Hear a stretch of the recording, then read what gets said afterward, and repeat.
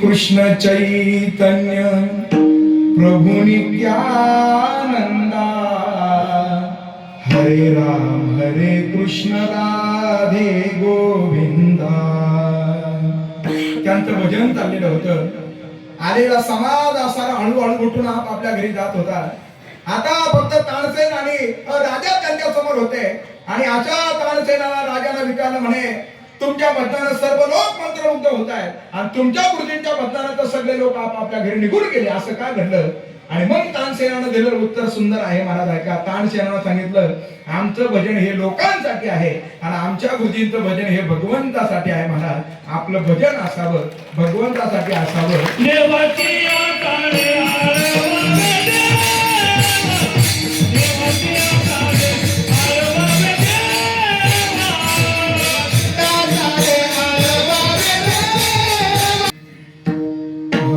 देवाची आचारे आळवावे देवा,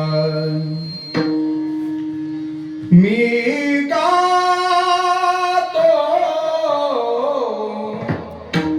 नाचतो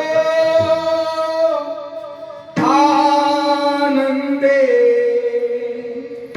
वेळा घालो मी तव छंदे.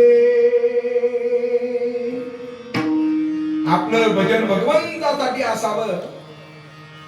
एका कवीनं फार सुंदर वर्णन केलं. असा भगवंताच्या समोर असताना तो भक्त उभा राहिला महाराज आणि तो भक्त भगवंताला त्या ठिकाणी म्हणतोय, हो बोल कन्हैया बोल तुझे मै कोण सा भजन सुनाऊ, अरे ऐसा कोई राग बता दे तू नाचे मै गाऊ, नचाता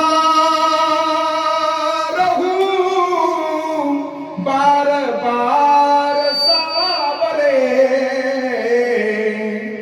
तेरा किसने किया श्रृंगार सावरे. म्हणून जरी आपण खाली बसलेले असाल, जरी कोणाला वाटत असेल माझा स्वर चांगला नाही, जरी कोणाला वाटत असेल मला तालामध्ये म्हणता येत नाही, काळजी करू नका. फक्त भगवंतासाठी म्हणा, पांडुरंगी मन रंगले पांडुरंगी मन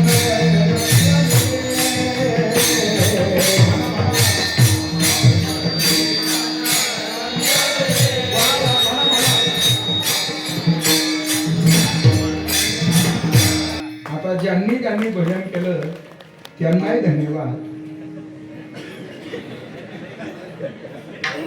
नाही, मला तसं म्हणायचं नव्हतं, ते तुमच्या मनात आलं. मला माऊली महाराज पुढे म्हणायचं होतं, ज्यांनी ज्यांनी भजन केलं त्यांनाही धन्यवाद. आणि त्याच्या पुढे मला म्हणायचं होतं, ज्यांनी फार प्रेमानं केलं त्यांना सुद्धा धन्यवाद. महाराज देख मनुष्य जात सकळ तो स्वभावता भजन.